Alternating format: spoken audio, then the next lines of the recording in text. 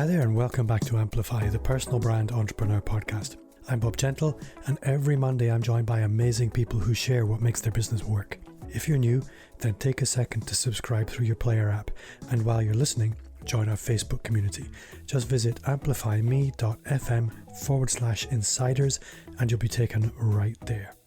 Marketing your business needs a simple, well-executed strategy, but the problem is there are so many cool things out there you can try. It's easy to get lost down the rabbit hole of shiny tactics. Things like Clubhouse and TikTok have a place as tactics, but only when they support a very clear strategy, which is well executed and balanced. This week, my guest is John Jantsch. John is one of the giants of small and medium-sized business marketing, and he wrote the best-selling book, Duct Tape Marketing. We talk strategy, customer experience, as well as his exciting upcoming book, The Ultimate Marketing Engine. So, this week, I am so excited. For me, this is like meeting Spider-Man. It's probably better than meeting Spider-Man. I am thrilled to welcome John Jantsch to the show. John, welcome to the podcast. Oh, I'm so thrilled to be here myself. I'm more of a Superman guy, but I get where you're coming from. So, I would say you shouldn't need any introduction, but my audience is very diverse, and they're not all marketing nerds, especially small business marketing nerds. So for those people who don't know who you are, just tell us a little bit about who you are, where you are, and the kind of work you do.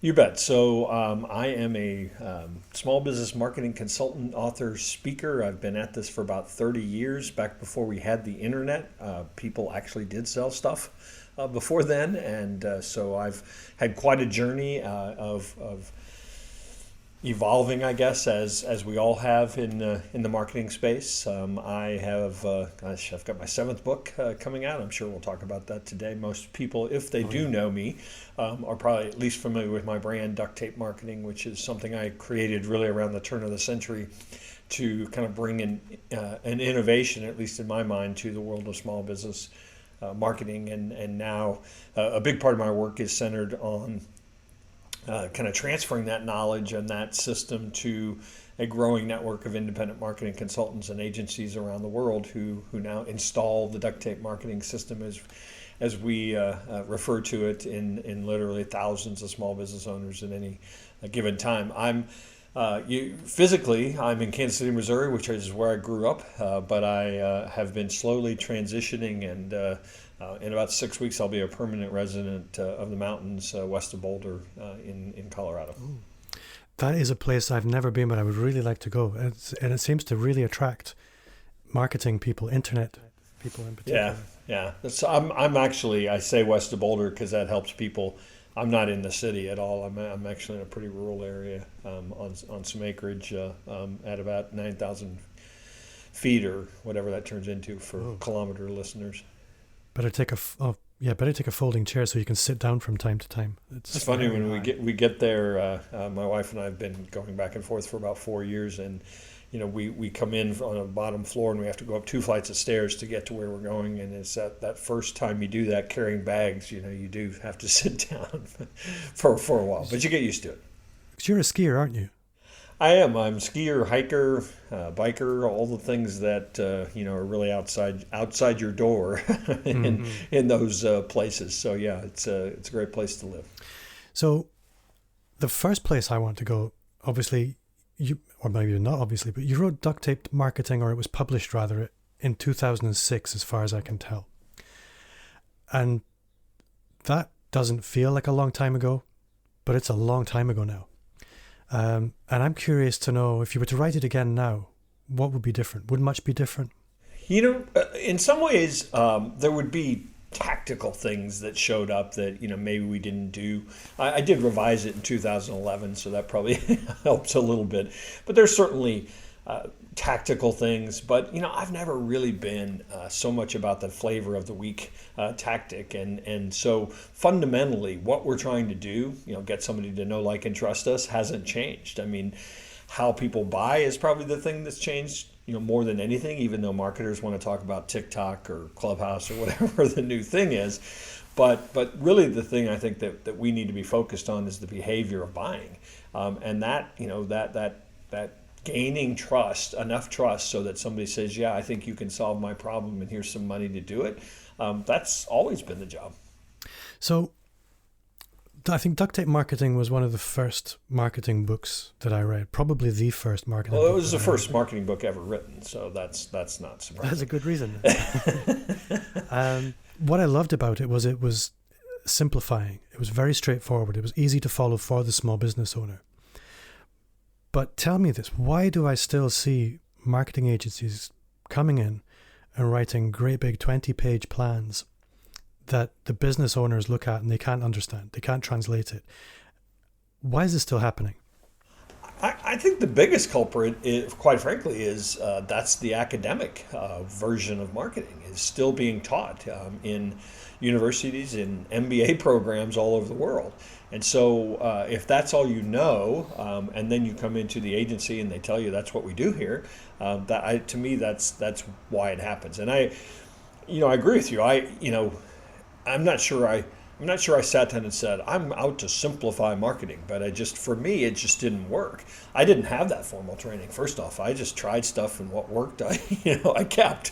And so to me, because I loved and was really passionate about serving small business owners, it just didn't make any sense to jump through those hoops because it was not going to be very practical. I mean, eventually you're probably going to ask me, why'd you come up with the name Duct Tape Marketing? And really, in a word, it was, I wanted something that people could think and look at and say, yeah, this is practical, this is doable. Maybe it's affordable as well, but it certainly works. We all have that affinity for duct tape, or at least in North America, that it works. And so I think that's ultimately what I ended up doing, but I don't think I set out as my grand plan. It just seemed like that was the right approach. So I'm curious about your journey, because I want to talk about what you do for your clients. I want to talk about your coaching or consultant ecosystem, but I'm very interested to understand from your own journey perspective what life looked like pre-duct tape marketing for you and what life looked like post-duct tape marketing for you. Because obviously post-duct tape marketing and the subsequent books, this is obviously, there's a reason you write those books, it's marketing. So what did before and after look like for you? Well, so pre-duct tape marketing, I was in high school, and I graduated from university and went to work for an ad agency. Did that for about 5 years out of school and realized, gosh, I just want to do my own thing. Any dummy can run a business, and so I just branched out to start my own marketing consulting agency. And where the reality was, I just hustled projects. If somebody said I need this, and I said, sure, I can do that. And so whatever came along, I tried to take. And at some point, after a few years of that, I had acquired a few small business clients, and I realized that I really loved working with small business owners, way more than project work for large organizations that sort of felt a little soulless doing the work for them.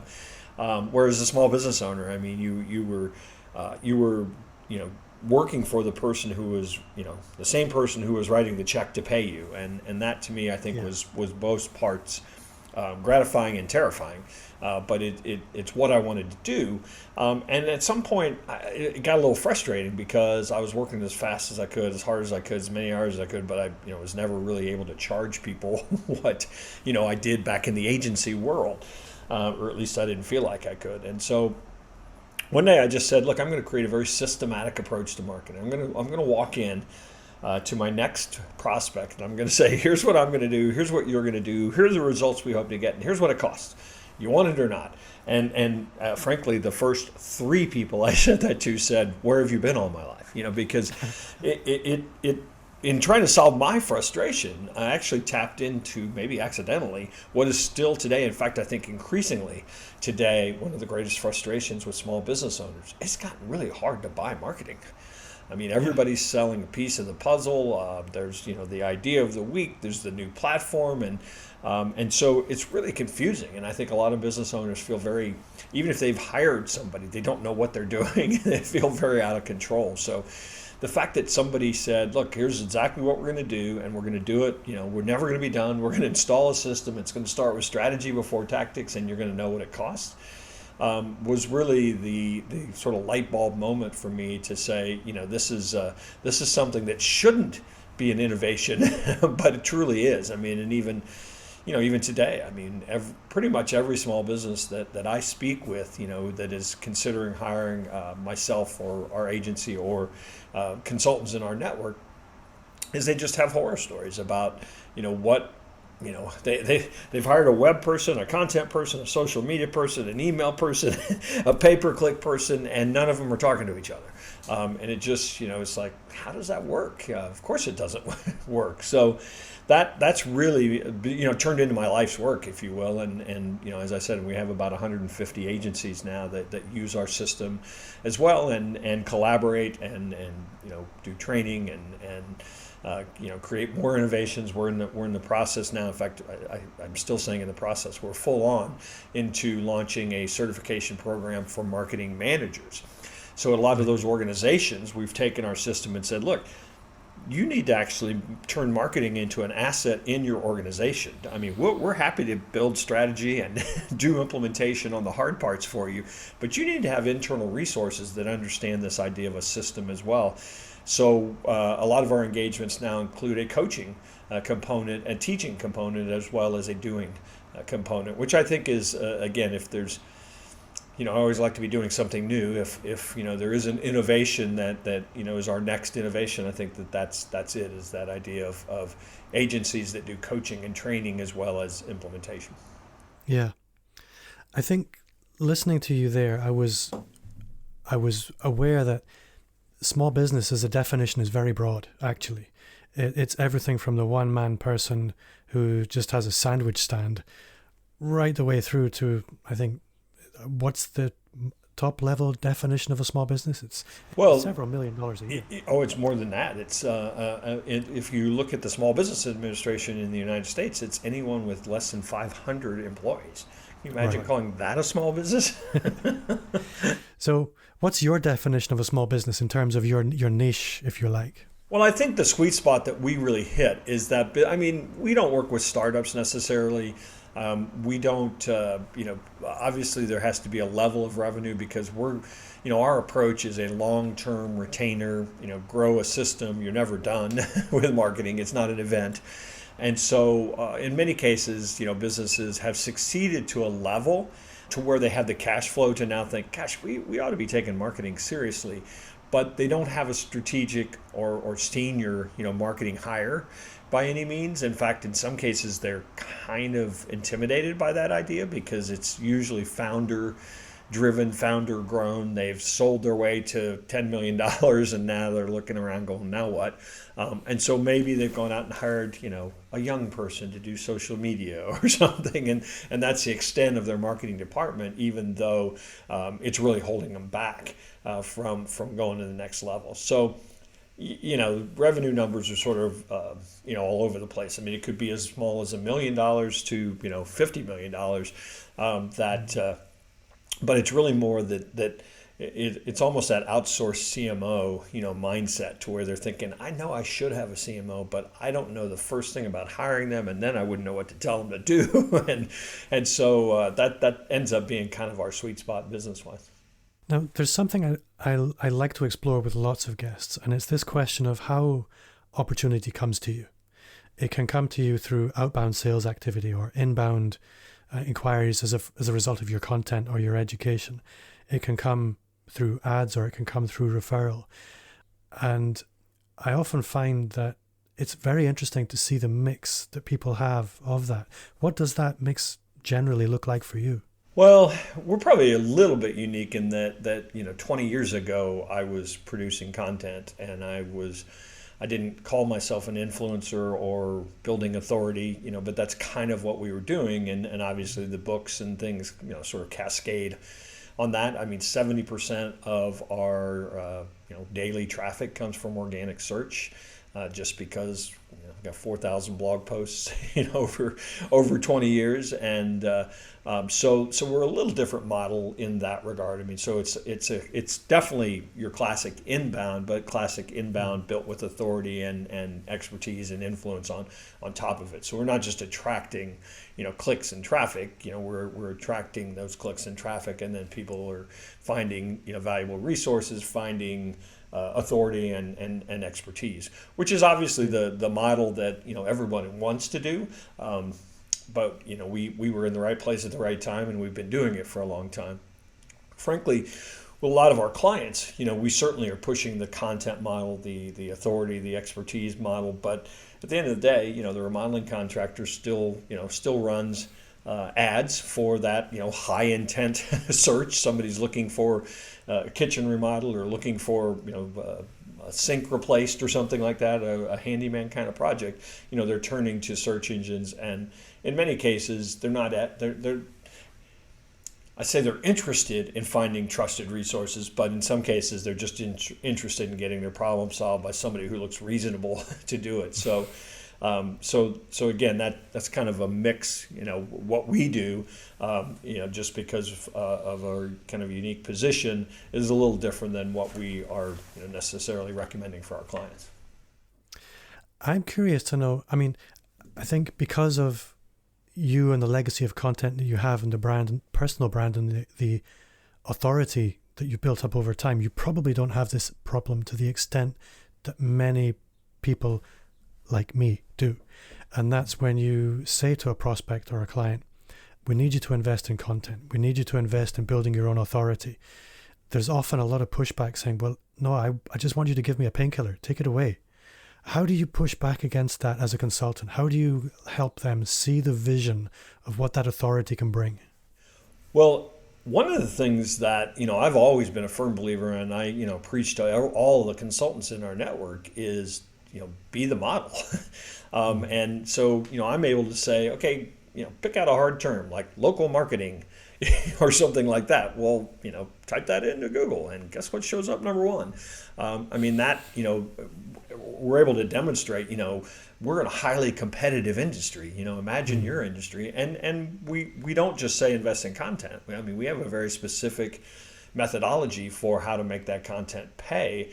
And I think the thing that's always been kind of our hallmark is, when somebody comes to us and says, I need a website or I need SEO, we basically back up and say, no, you need a marketing system. You need to start with strategy. And for us, strategy, the foundation of strategy is certainly, identifying that ideal customer, certainly identifying that core message of difference and kind of your promise to solve, your ideal customer's greatest problems. But we immediately then talk about content is not a tactic, it's a voice of strategy.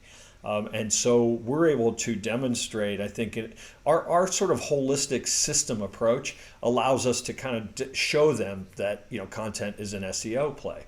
Content is a branding play. Content is a social media play. Content is a strategic partner play. It is a PR play.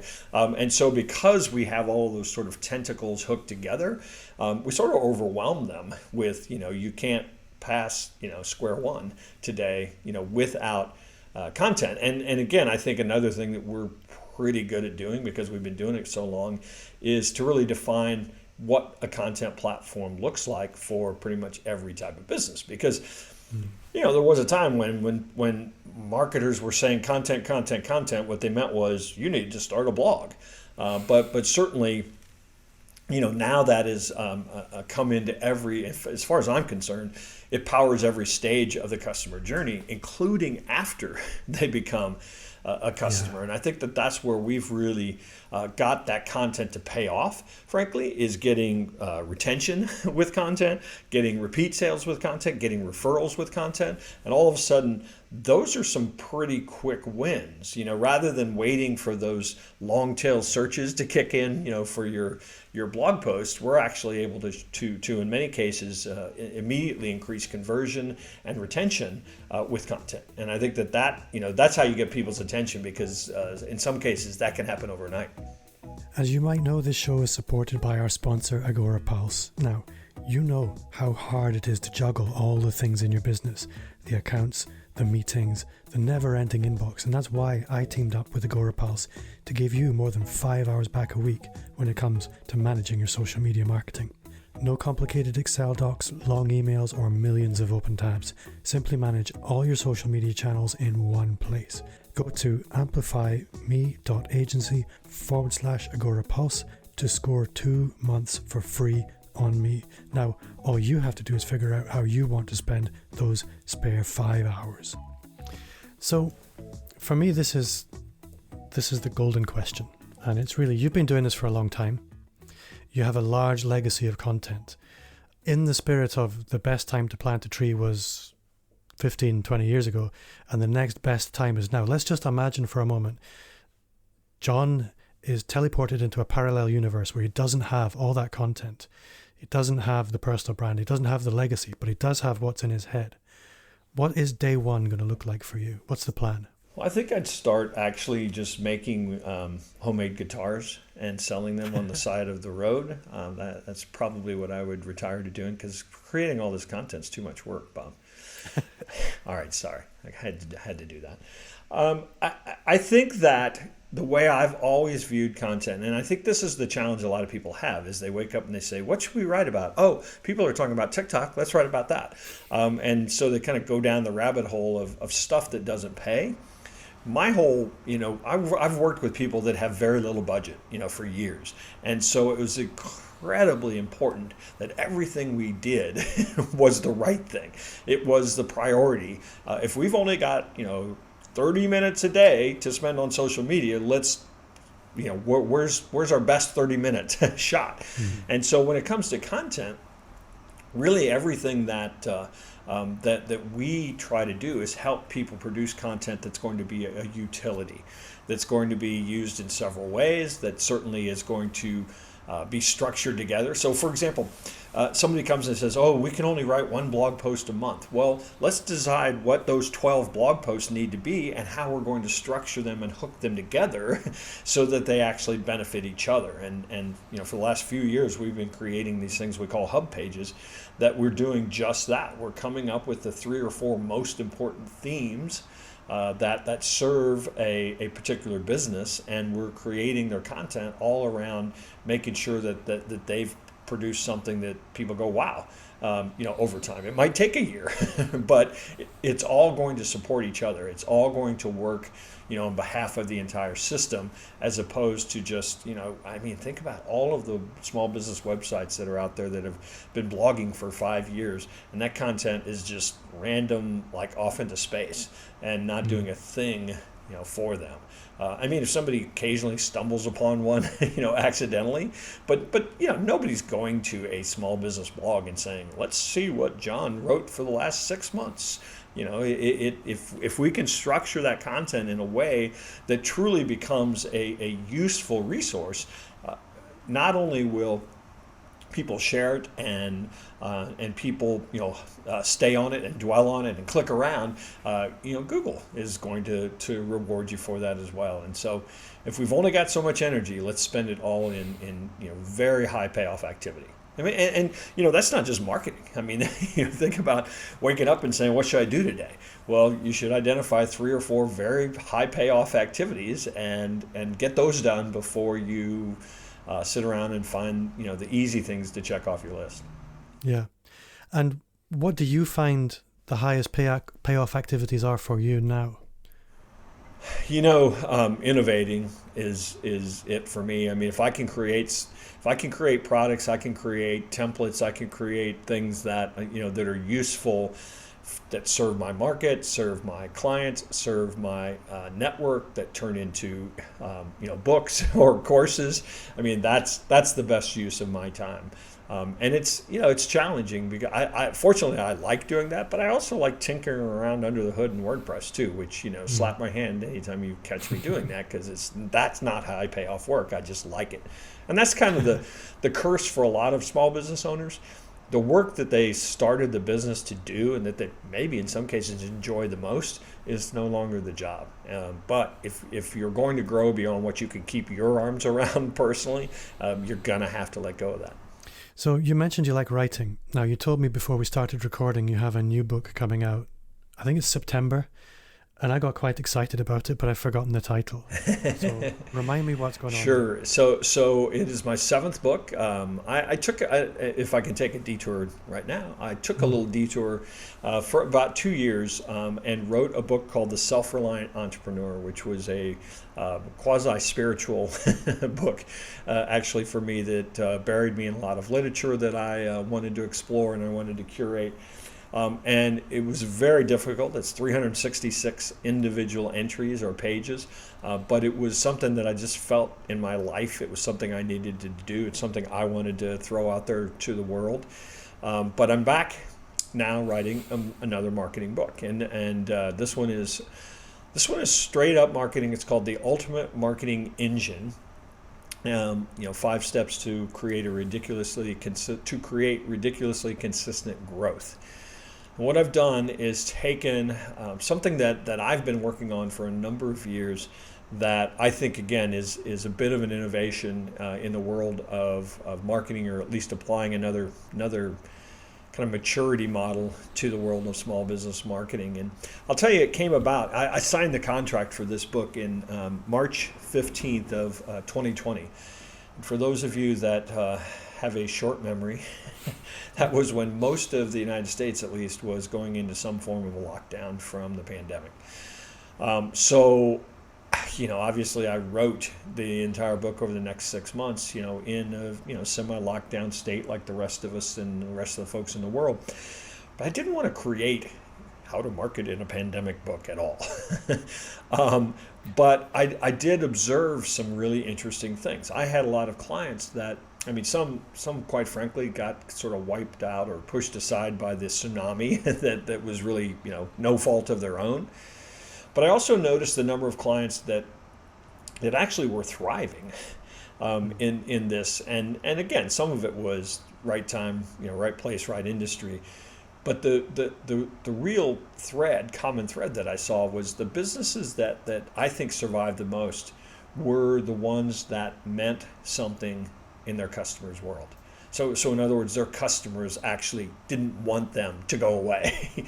And I think that, that sounds so obvious, but, a lot of times in good times, businesses thrive because, everybody's thriving.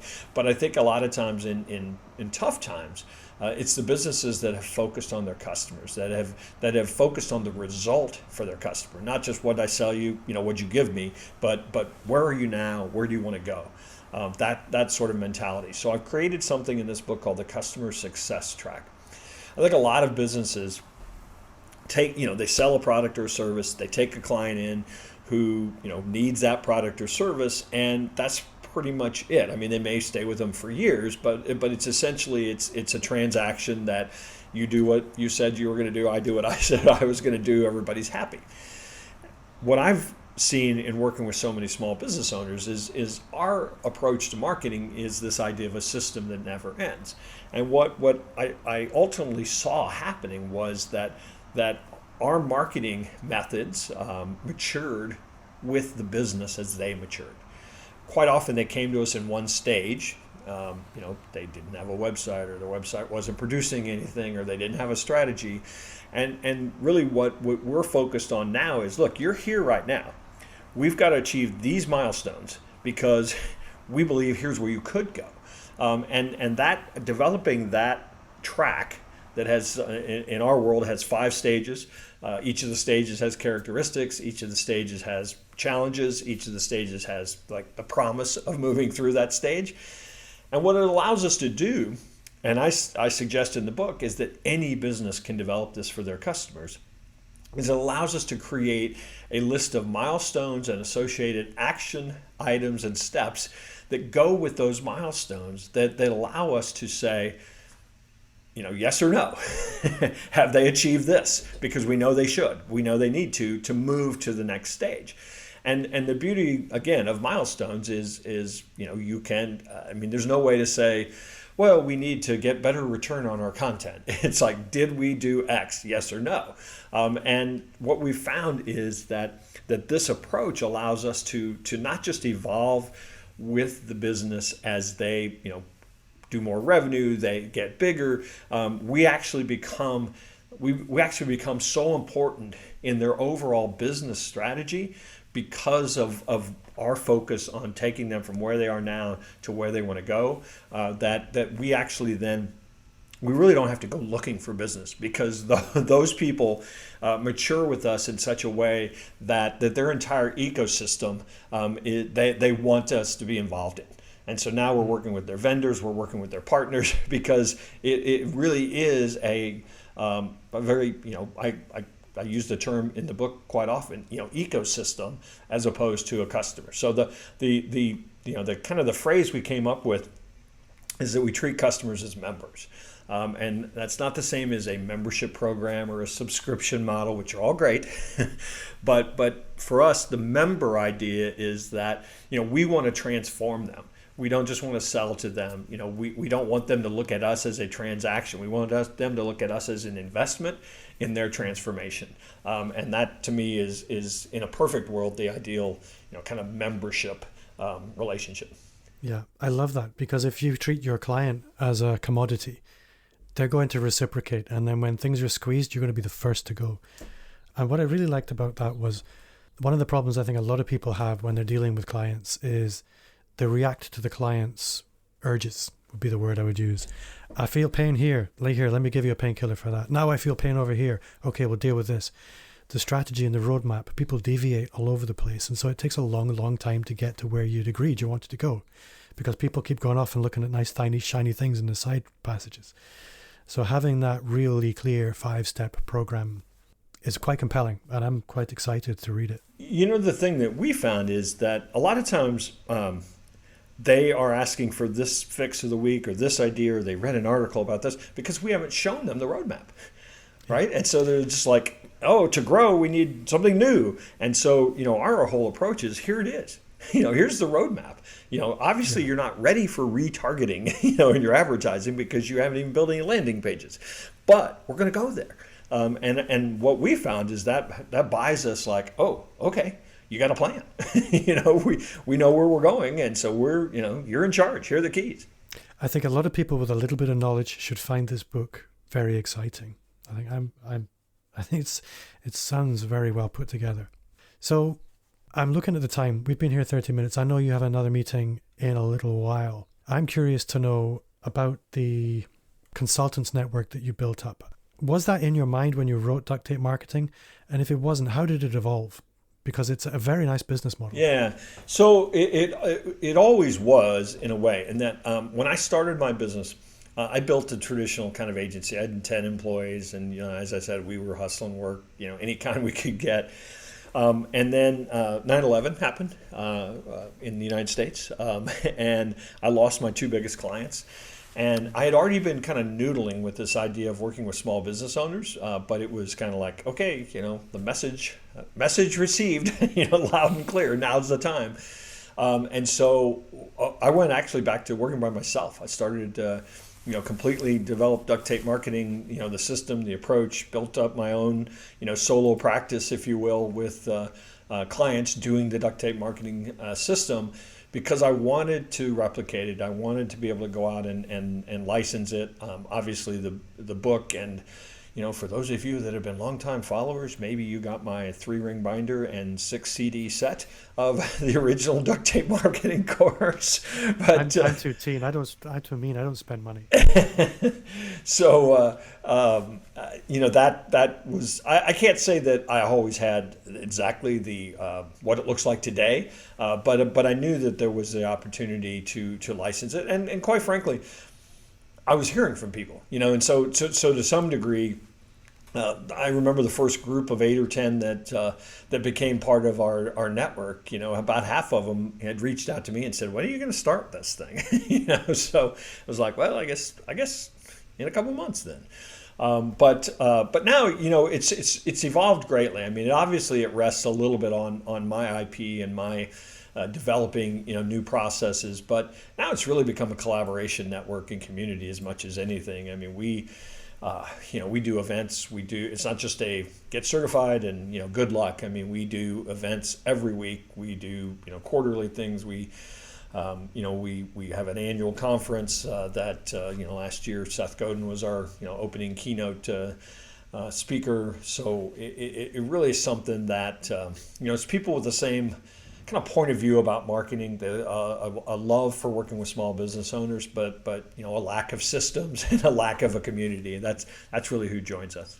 And the kind of agencies that do join you, what do they have in common? Are they typically one-man bands, or are they larger organizations? So I would say 70% are solopreneurs, and really by choice. And part of what we've done is we've built an entire partner network for them, so that when they need web design and they need SEO and they need content, we've got all the resources for getting that work done. That are not only vetted, but they know what our system looks like. I mean, they work with other consultants, and so that's a really valuable part of it. Then the other 30% are 3, 4, 5, 6, 7, 8, 9, 10 folks. I will say this, that we are attracting, seem to be of late, really getting the attention of some what I would call more traditional digital agencies that are finding the tactics service a race to the bottom from a fee standpoint. I think there's also the customers are screaming for it, because digital agencies, especially the smaller ones, they're often very weak on strategy. So they're joining us to really get strategy, but then also our coaching program. Because I'll tell you what our coaching program does. It allows you to embed yourself in the organization. So now, instead of just working with the head of marketing or working with the business owner, you're now actually teaming up with, in some cases, sales manager, service manager, marketing manager, and getting them speaking the same language. I mean, we call it training sometimes, but in many cases in organizations, they don't necessarily need to be trained. They know what they're doing.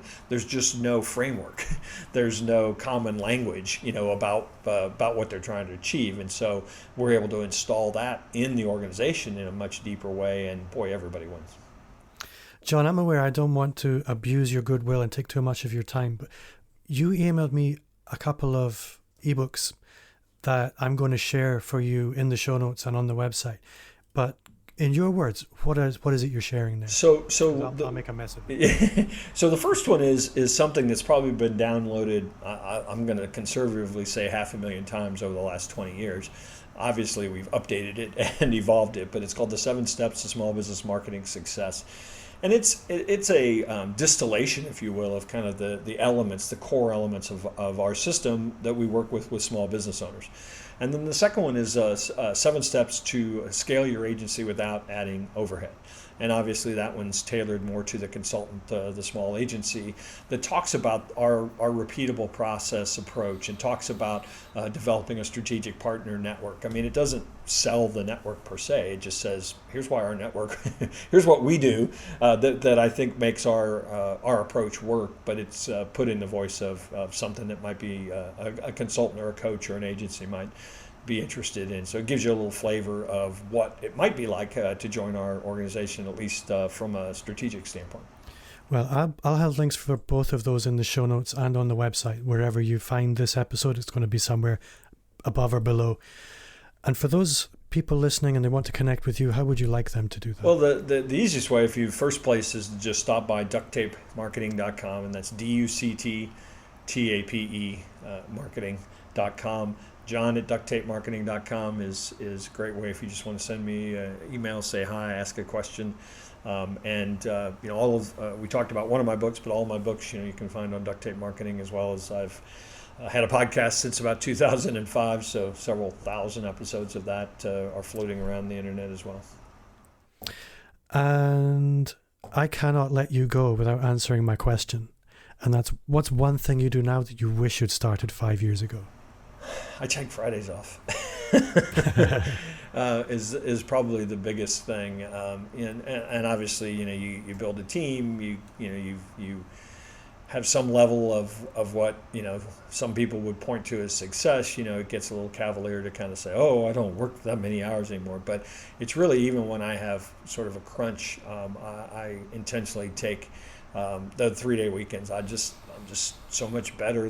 I get as much done as if I worked more hours. So that's something that I wish I would have done 5 years ago, and it's something that I actually push my team to do as well. I mean, we we take off anywhere, over 30 days a year, not as necessarily a vacation, but sort of like forced. It's your birthday, you're taking it off. Once a month we have a series of values that we live by, and once a month we have a theme for that value, and you take a day and do something that drives home that value in your life as well. And that's, I never had a boss, so I never had anybody develop that stuff for me. And so it's something I feel very strongly about today. That's a great answer. John Jantsch, thank you so much for your time. You have been an awesome guest. It's been a treat. Time is ridiculously precious. When it's being used for business, it needs to be used very, very carefully. Time needs to be invested and not just spent. Fads and shiny objects can lead to unicorn success. And here I'm talking TikTok and Clubhouse and whatever else you may be attracted to. But for most of us, they lead to lost time.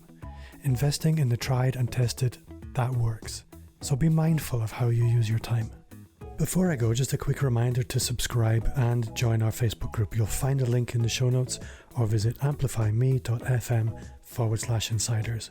Also connect with me wherever you hang out. You'll find me on all the social platforms at Bob Gentle. If you enjoyed the show, then I would love a 5-star review on Apple Podcasts. It would make my day. And if you shared the show with a friend, you would literally make my golden list. My name's Bob Gentle. Thanks to you for listening, and I'll see you next week.